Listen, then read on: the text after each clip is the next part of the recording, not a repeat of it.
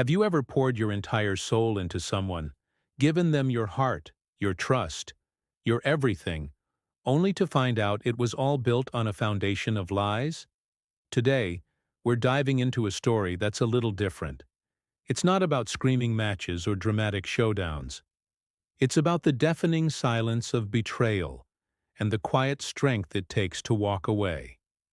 This is the story of Mark and Sarah, and how a calm goodbye can be the most powerful statement of all. Mark and Sarah were what you'd call the perfect couple. They met in college, a classic story of a library meet-cute that blossomed into a decade-long marriage. Mark was a software engineer, steady and dependable.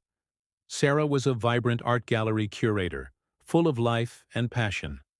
From the outside, their life was a beautifully painted canvas.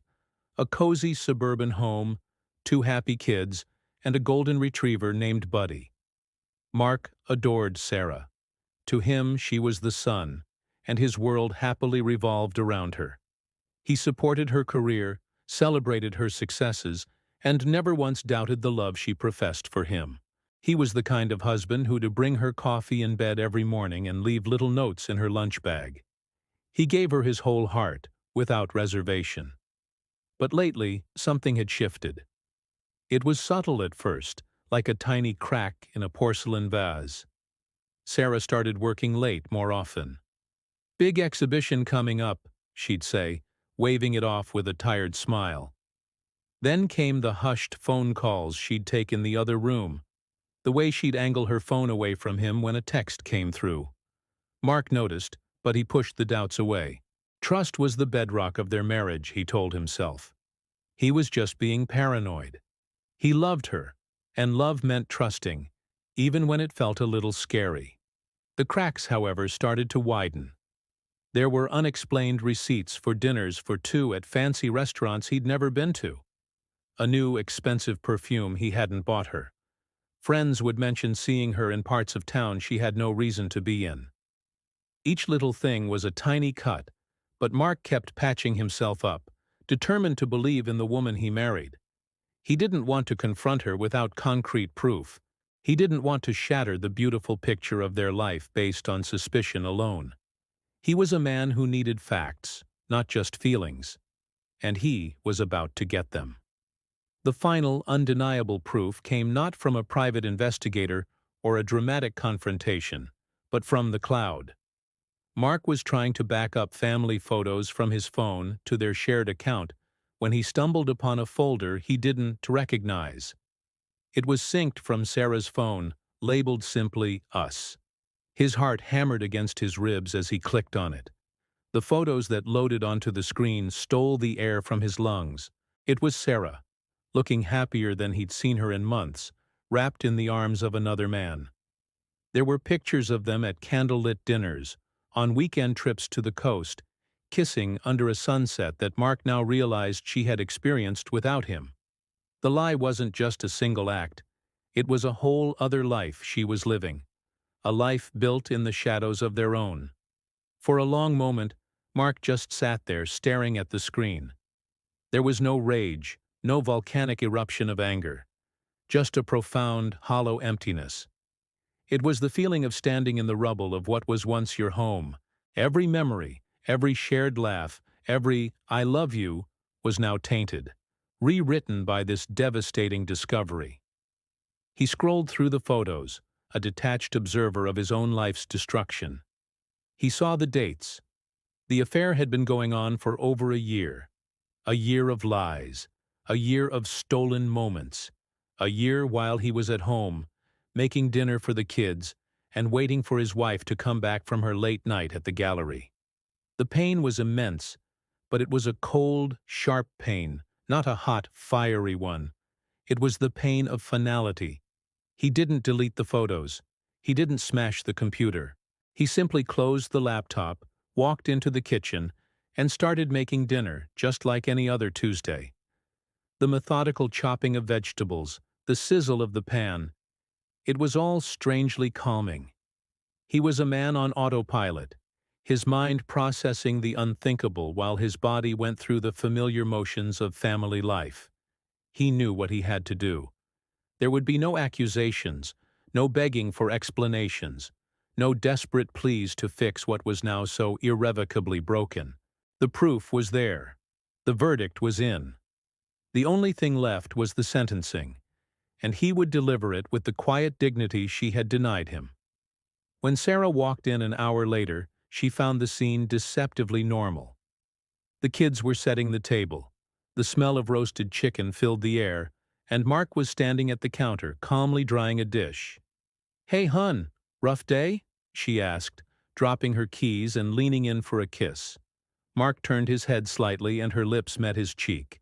It was a small, almost imperceptible gesture, but for the first time, it felt like a wall had gone up between them. During dinner, he was pleasant. He asked the kids about their day, complimented the drawing his daughter brought home from school, and passed the salt to Sarah when she asked. He was a perfect portrait of a husband, but his eyes were different.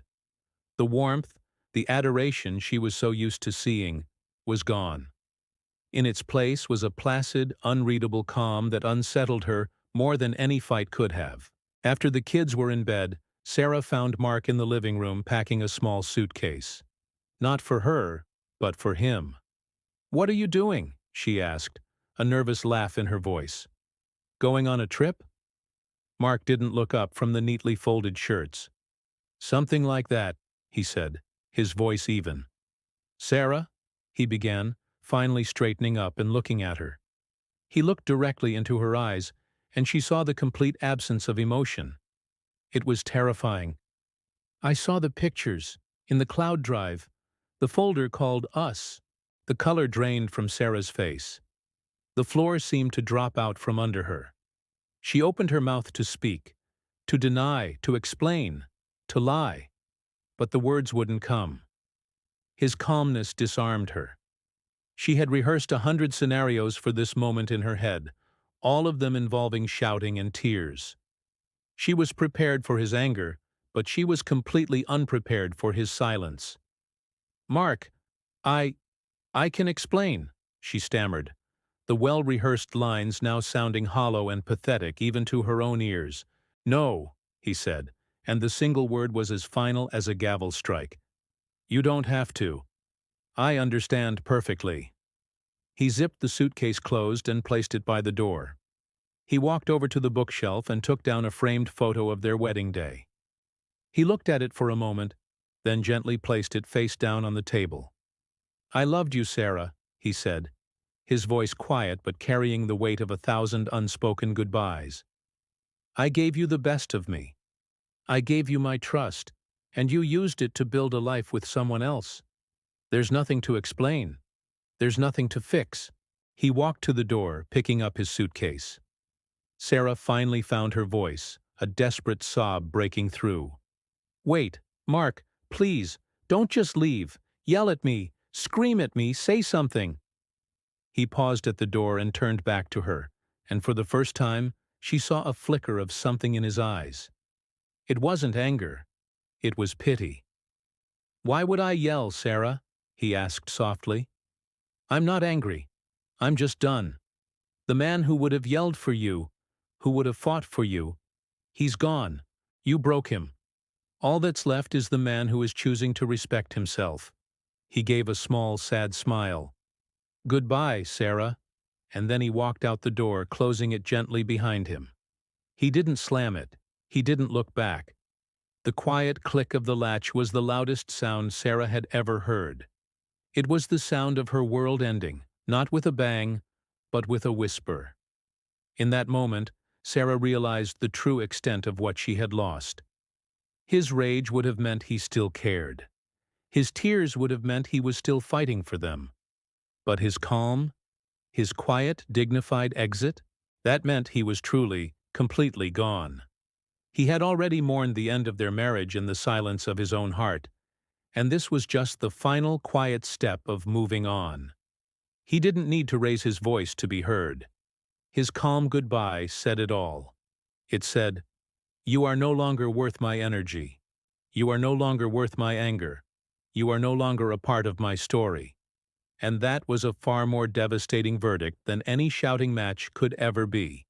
Sometimes, The most powerful thing you can do is not to fight, but to quietly close the door and choose yourself. Thank you so much for watching and sharing this story with me today. If this resonated with you, please hit that like button and consider subscribing for more content that explores the complexities of life and relationships. Drop a comment below and let me know your thoughts. We'll see you in the next one.